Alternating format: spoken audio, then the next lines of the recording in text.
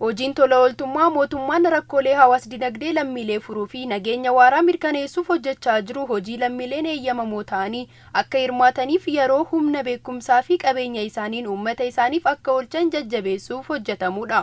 Hojii tola ooltummaa ganna bara kanaa ilaalchisee koomishiniin qindeessa hirmaannaa uummataa fi hojii tola ooltummaa bulchiinsa magaalaa Finfinnee ibsa laateera. Koomishinarri koomishinichaa Obbo Asfaaw Taklee qindeessaa hirmaannaa uummataa fi hojii tola ooltummaa sirna kana ilaalchisee ibsa kennan.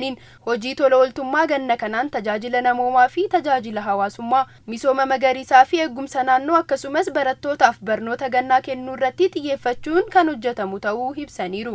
በቀጣይ 5 ወራት ውስጥ ለ3400 የከተማችን ነዋሪዎች ቤት እንዲሰራ ይደረጋል።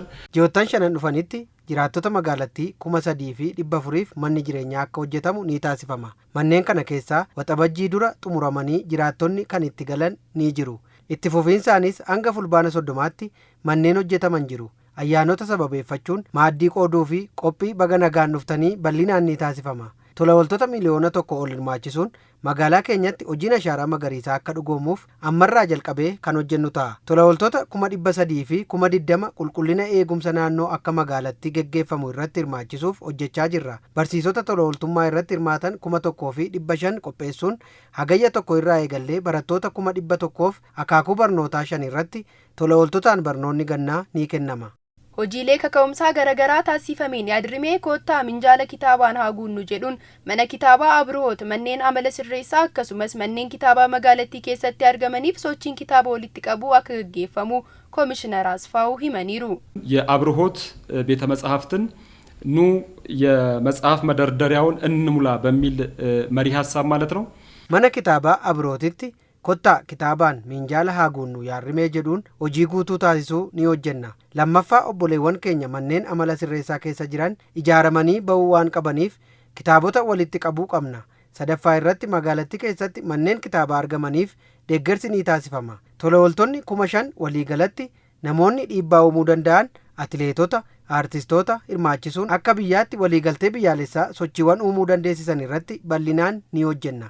Sirna kanarratti ogeessonni fayyaa yaala tolaan kan kennan yoo ta'u sochii tiraafikaa si'oomsuu akkasumas naannolee irratti aadaa wal barsiisuu fi muuxannoo wal jijjiiruun kan gaggeeffamu ta'uu ኮሚሽነሪቺ ሁበቺሰኒሩ ሙያዬን ለሀገሬ የጤና አገልግሎት ላይ በሕክምና ዘርፍ ላይ ያሉ የጤና ባለሙያዎች tajaajila fayyaa ogummaa koo biyya koof keessatti ogeessonni fayyaa damee yaalaa irratti kan argaman magaalaa Finfinnee keessatti qindeessuun ji'oottan 5 dhufaniif jiraattota magaalattii 20,000f yaala tolaa akka argatan ni taasifna. Dhiigni yuunitii 35 tolaan akka kennamu ni taasifna. Tola ooltonni 6,000 sochiin tiraafikaa iddoo baay'atutti xiyyeeffannoo addaa kennuun akka hojjetan ni taasifama. Tola ooltonni 600 kutaalee biyyattii garaagaraatti deemuun tajaajila kana haalli itti kennuu danda'an ni uumama.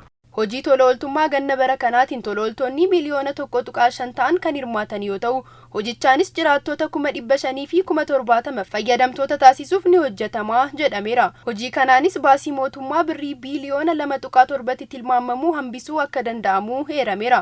Sirnichis caamsaa 1 bara 2014 eegalee hanga fulbaana 30 bara 2015 kan turu yoo ta'u qophiin gaan taasifamaa jiraachuus ibsameera.